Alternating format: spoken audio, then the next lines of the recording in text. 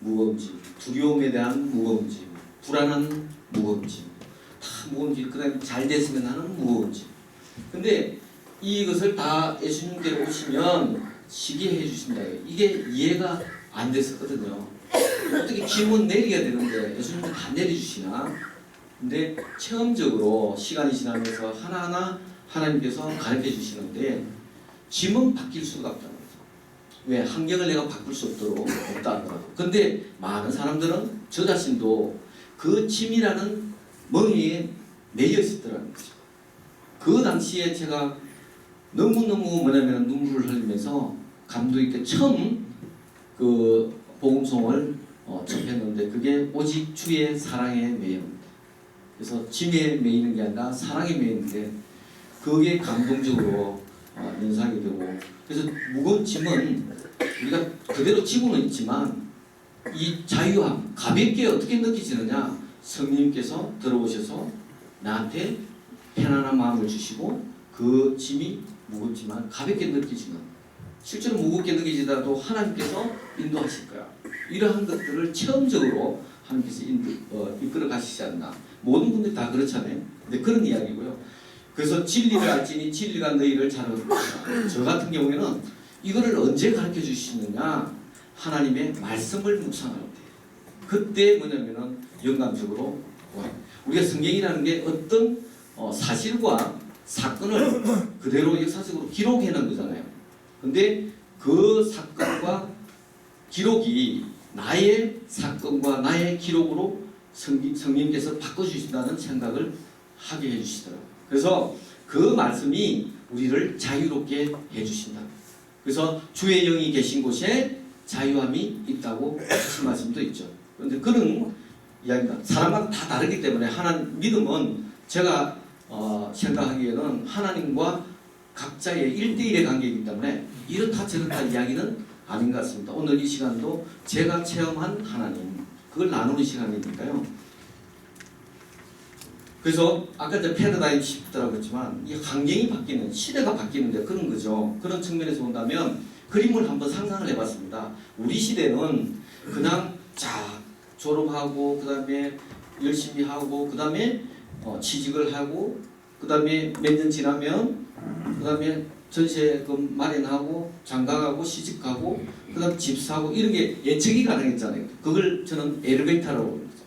근데 요새는 엘리베이터가 아니고 수시로 갈아타야 되는 것 같아요. 에스컬레이터처럼 탄 듯 한 데 또 내리라고 해요. 이제 그러한 것, 어떤 데는 가보면은 다음 에스컬레이터가 바로 연결이 안 되고 저 돌아가고 가는 데죠. 막 화가 나잖아요, 그죠? 그런 이제 에스컬레이터라고 하는데, 근데 탔는데 가만히 놔주지도 않아요. 롤러코스터는 막 뒤죽박죽 하는 거예요. 그래서 적응이 쉽지가 않다. 그러면서 좋은 말로 앞으로 세계는 넓다. 할 일은 많다.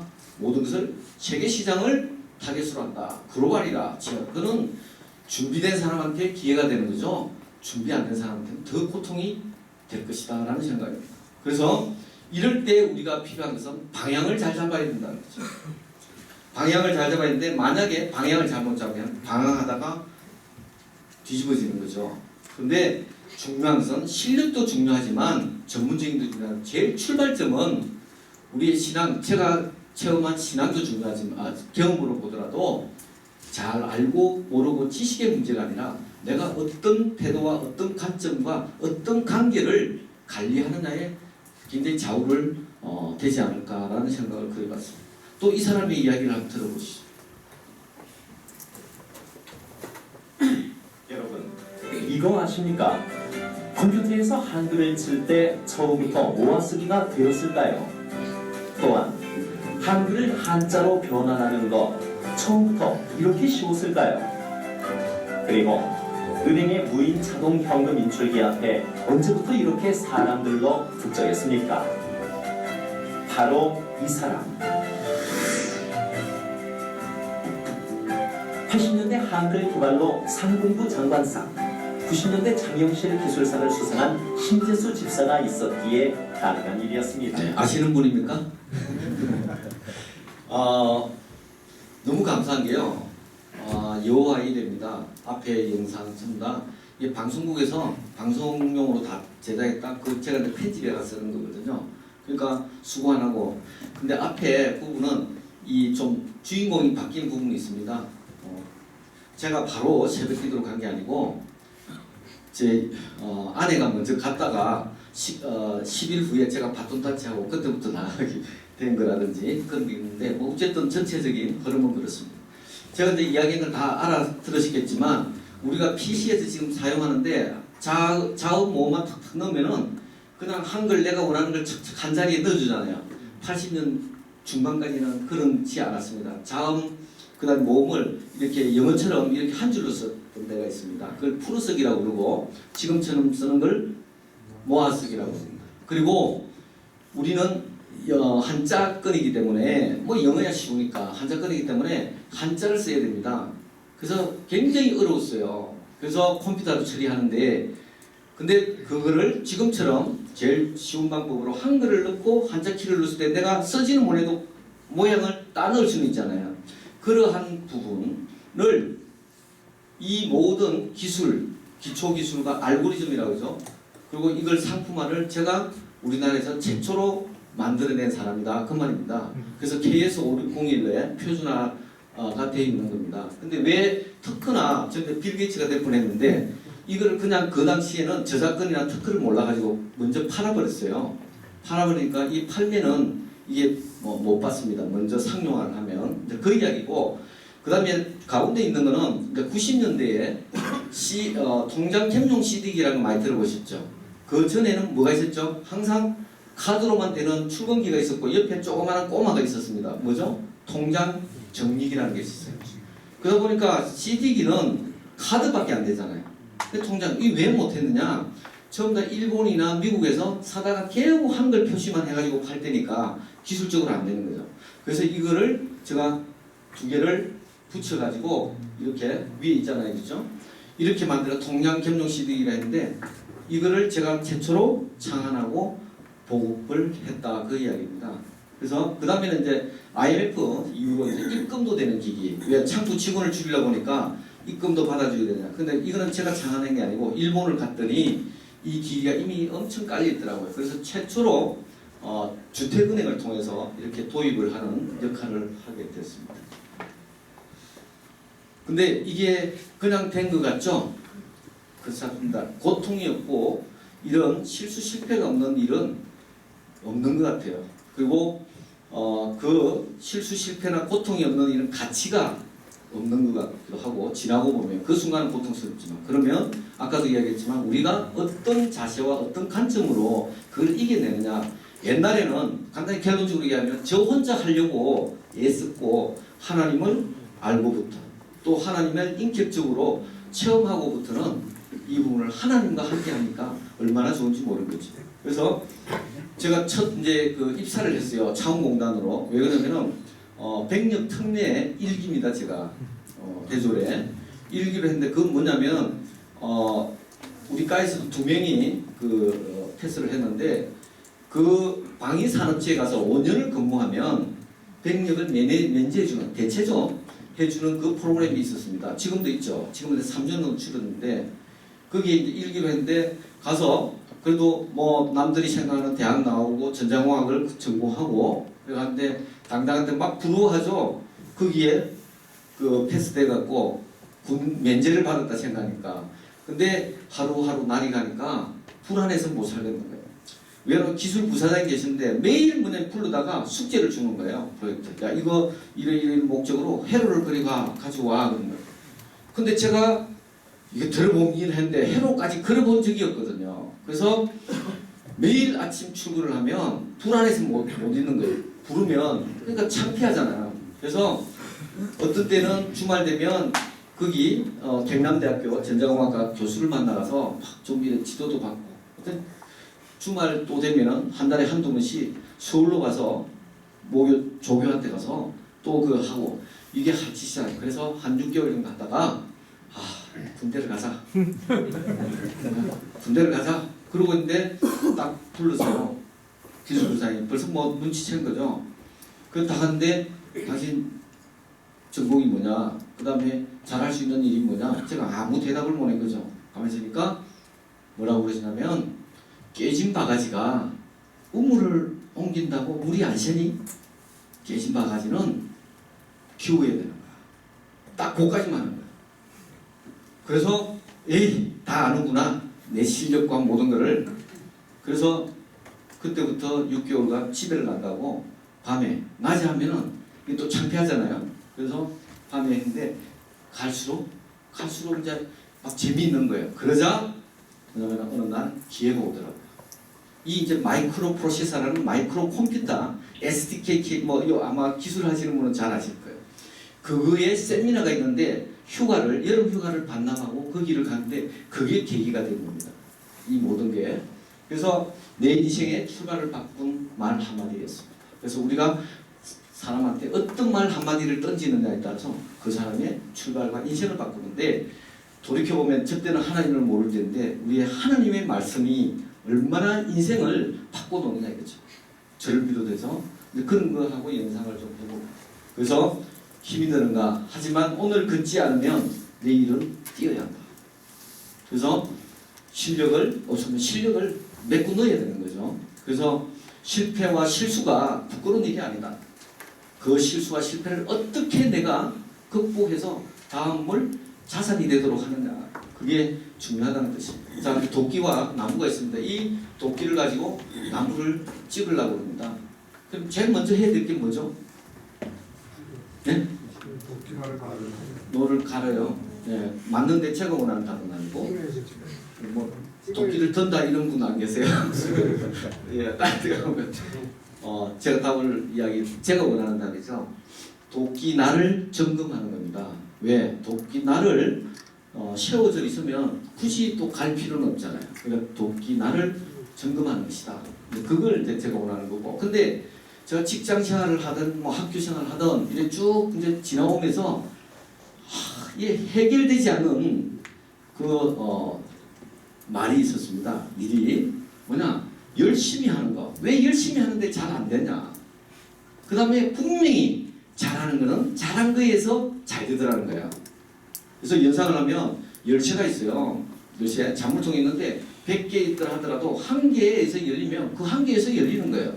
실제적으로. 근데 그 한 개를 어떻게 찾아내느냐, 이렇게 연상을 할 수 있잖아요. 좀 뭐 어려운 이야기지만, 그래서 우리의 소망은 열심히 한 거, 열심히 땀 흘리고 수고한 거는 헛되지 않았으면 좋겠다는 거예요. 근데 누가 제일 억울할까요? 열심히 했는데 잘 결과가 안 될 때 제일 억울할 것 같아요. 아무것도 안 한 사람은 억울할 것도 없죠. 한 것도 없으니까. 그래서 잘하는 걸 하려면 잘하는 데는 분명히 뭐가 있어야 된다. 그 다음에 또 해결되지 않았던 것이 하고 싶은 일이 있어요. 근데 그 다음에 잘할 수 있는 게 또 있어요. 그 다음에 해야 하는 것도 있는데, 인생을 이렇게 쭉 이제 비유를 해보니까, 하나님 말씀을 접하면서 이렇게 쭉 해보니까, 인생은 하고 싶은 것과 잘할 수 있는 것과 해야 되는 것의 차이, 이게 완벽한 사람은 없잖아요. 제일 행복한 사람은 이게 일치하는 사람이겠죠. 근데 이 차이를 좁혀가는 게 뭐냐면 인생이더라. 그리고 학창시절은 이거를 뭐냐면 좁혀가기 위해서 기본을 닦는 거라. 그래서 그런 생각을 하고, 이걸 딱 그런 생각이 있는데, 이게 이제 전도서 10장 10절을 탁 하는데, 그때 탁 뭐냐면 가슴을 치는 거야. 이야, 성경에 이런 말씀이 있었구나. 그래서 천년자의 무디던데 나를 가지 않으면 힘 안 든다. 그게 뭐냐면 제일 중요한 거는 아까 얘기했듯이 타이밍을 하는 거죠. 타이밍. 이 타이밍 어떻게 인간이 다 할 수 있냐고. 근데 성경을 보니까 깨어있으라는 말이 그렇게 많더라고. 그래서 그거를 영어 사전으로 소팅을 해봐서 검색을 해봤더니 깨어있으라가 한 단어로 되어 있는 게 아니고, 한국을 말로는 깨어있으라고 되어 있지만 wake up, 원치약, 그 다음에 alert, 경고, 제가 찾은 거는 7가지 종류가 있더라고요. 깨어있으라는 게. 그래서 깨어있어야 뭐냐면은 이 타이밍을 하는. 세상 사람들도 어떻게 하죠? 만사는 뭐가 있다고 그러죠? 때가 있다. 아주 중요한 때를 영어로 뭐라 그러죠? 할머니도 쓰는 단어다. 세월호, 골든타임. 그렇죠? 세상에서 쓰는 말. 근데 이 하나님의 말씀 속에는 때가 얼마나 많아요. 타이밍이죠. 근데 타임하고 타이밍은 다르죠. 타임은 그냥 뭐 우리가 수학적으로 하면 스칼라의 아니고 타이밍은 벡터라고 그러죠. 벡터. 그래서 오직 지혜는 성공하기 위한 지혜는 무슨 지혜냐 이거죠. 우리가 제가 알고 있는 지혜가 아니더라는 거죠. 일상적으로 세상 사람 아니고 하나님을 아는 지혜. 이게 그다음에 말씀을 지혜죠, 그죠. 그래서 그런 것들을 이제 하나하나씩 이렇게 훈련을 시키면서 이제 인도해 가신다. 성공이 뭐냐? 돈, 권력, 명예입니까? 아니라는 거죠. 그거는 결과물이라는 거죠. 결과물인데 이 순서가 바뀌면 타이밍을 잘 관리해서 나온 결과물인데 이 순서가 뒤바뀌면 망신을 당하는 거죠. 뭐 안 할 말이지만 순실이처럼 되는 겁니다. 그래서 그런 사람이 우리가 얼마나 많냐고요. 사회 지도자급에서. 그래서 그게 여기에서 온다 이런 생각을 해봅니다. 그 다음에 그러한 사람은 천박한 성공이라고 제 이름을 붙였고요. 그 다음에 이러한 것들을 사회에 선한 영향력을 주고 그 다음에 선한 뭐냐면은 이 나눔을 줄 수 있는 사람 꼭 그 물질 아닙니다. 이러한 것들을 저는 아름다운 성공이라고 하는데 우리 모두는 아름다운 성공을 지향하고 있다고 생각합니다. 왜? 그게 하나님이 바라시는 바이기 때문에. 그래서 지혜에 너무 제가 감동을 받아서 기억하십니까? 2002년도에 우리 영락교에서 가훈 전시회가 있었습니다. 그때 뭐냐면은 이게 너무 지혜 이 말씀이 제가 했는데 제가 입상을 했잖아요. 그래서 대단히 강장에서 쫙 전시했습니다. 입상해서 그는 액자를 딱 만들어서 영어로 한자로 한문으로 써갖고 다 줬어요. 올해 써놨잖아요. 영락교회 상담부 가훈 전시회 입상 이래가지고 이게 뭐 한자로 어떻게 했는지 모르겠는데 이게 시편 111편 10절의 말씀입니다. 여호와를 경외함이 곧 지혜의 근본이라. 제가 인증사수로 이렇게 찍어갖고 올리는. 그래서 인생의 자산은 뭐라고요? 타임입니다. 그래서 돈, 권력, 명예가 아니라 그거는 우리가 있어야 되는 거죠. 그리고 바라야 됩니다. 출발점은 타임입니다. 하나님의 때. 뭐 또 다른 분은 또 다른 저는 그렇게 하나님께서 깨닫게 주셨다는 거죠. 자, 그 이제 보면 제가 이제 지나온 궤적을 이렇게 쭉 봅니다. 보면 전반기에는 일본 회사 해가지고 그는 주로 이제 ATM을 가지고 이제 놀았습니다. 제가 90년대부터. 그 다음에 여기 이제 18이라고 한 거는 이 일본 후지스 회사에 18년간 대표이사 사장을 했는데 이건 기적이라고 그러죠. 그러면 특히 일본 회사 그 까다운 회사에 18년간 대표이사를 한다는 거는 그거는 어렵다고 그러죠. 18금이 아니고 무한 그래서 이제 그런 역사 이거는 하나님의 능력이고 은혜다. 이제 이런 말씀이고 지금 그래서 제가 작년에 이제 기존에 정년 이제 은퇴를 했습니다. 뭐 지금 그런 시대가 됐잖아요. 근데 이제 뭐 특별히 준비한 거는 없지만 마음속에는 뭔가 뭐를 주실라나 했는데 제가 작년에 창업을 하고 올해 이제 했는데 지금 현재 그냥 세상적으로 표현할게요. 제 이 나이에 맨 땅에 헤딩할 수가 없잖아요. 그걸 이제 고민하고 있는데 공동 창업을 이제 같이 하게 됐는데 아주 핵심 역량은 있는데 경영부실 재무 관리가 잘 안 돼가지고 법정 관리가 들어가 있는 회사를 인수를 했는데 이게 한 1년 걸려요. 그래서 작년 말에 다 정리가 되고 이제 합병 절차에 있습니다. 그래서 이게 이제 에세이 링크인데 이게 굉장히 이름에 의미를 많이 담고 있는데 여기까지 하고요. 저는 84년도에 교회를 처음 나갔습니다. 물론 뭐 그 전에는 학교 다닐 때 친구 따라서 가기도 했지만 근데 교회라고 이렇게 예배 드리면서 간 거는 84년도에 여자친구를 따라서 갔습니다. 그 여자친구가 영락교회를 다니더라고요. 그래서 열심히 다니는데 그렇게 뭐냐면은 그 당시에는 일요일이 기다리시더라고요. 그녀를 만날 수 있으니까. 그런데 그래서 1년 후에 그 여자친구하고 결혼을 했습니다. 하게 됐는데 여러 가지 이제 어려움이 있죠. 왜냐면 저는 이제 그 불교 집안에 있기 때문에. 근데 그러고 난 뒤는 교회가 가기 쉽더라고요. 굳이 뭐 교회 안 가도 옆에 만날 수 있는데. 근데 우리가 해결되지 않는 의문점이 많았어요. 첫째, 믿음이 없다 보니까 창세기 1장 1절부터 이게 믿어지지 않는 거죠. 태초에 하나님께서 천지를 창조하시다. 저는 다윈의 진화론이나 요새로 이야기하면 빅뱅 같은 거, 무기물질과 유기물질이 폭발이 일어나고 우주가 만들어지고 뭐 이런 이론들이 있잖아요. 근데 그랬는데 창조를 했대, 이 땅덩어리를. 사람도 그게 그리고 전진전능한데 왜 안 보여주냐고. 왜 이렇게 미련하게, 예? 저기 하나님 보여주시지도 않으면서 전능한 한 번만 잠깐 내려오시면 구름 타고 고수부지에 내가 하나님이다 그러면 전 인류가 다 하나님을 믿을 것인데 왜 그렇게 안 하시냐. 그리고 또 십자가에 못 박은 죄인이 돼 저보고요. 딱 계산해 보니까 전 잘 모르지만 대충 뭐 2000년 전에 제가 태어나지도 않았는데 제가 언제 그 십자가에 못을 박았냐. 그러한 질문에서 다 뭐냐면 목사님이나 주위에서 다 설명을 해주는데 그게 해석이 안 되는 거죠. 우리 다 뭐 그런 경험 있잖아요, 제가. 그래서 이제 그런 걸 가지고 참 어렵게 이게 교회를 다녔습니다. 교회는 다녔어요. 다녔는데 뭐 항상 늦게 다니고 이래서 그렇지. 근데 그러면서 이제 IMF가 오는데 아까 그 이제 현금 자동 유출 있잖아요. 그게 막 팔리기 시작할 때 91년도에 창안을 했는데 95년까지 팔리지가 않는 거죠. 왜 그러면은 이 금융기기이기 때문에 지금으로 치면 금감원에 뭘 받아야 되냐면 승인을 받아야 제도를 바꿔줘야 됩니다. 우리 업체가 아니고 은행 내에서 이제 통장도 같이 쓸 수 있도록 해야 된다. 제도가 일단 안 나는 거예요.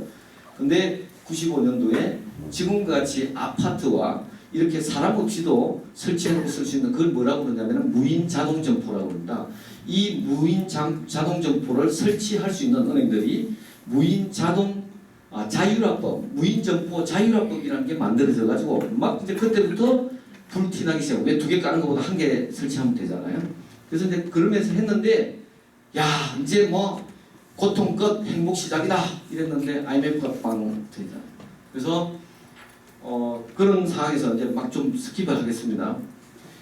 그러면서 이제 진짜 저는 경영자도 아닌데 연구소장 상무였는데 너무너무 고생을 했습니다. 그리고 억울하기도 하고 이제 좀 빛을 보려고 그러는데 그래서 그런 차에 1월 이제 26일 날 부도가 나고 그리고 많은 사람들이 위로를 해주고 근데 진짜 그때 그 부도는 뭐 날 수가 있는 거죠. 근데 사장은 하면 안 되겠더라고. 엄청 힘들더라고요.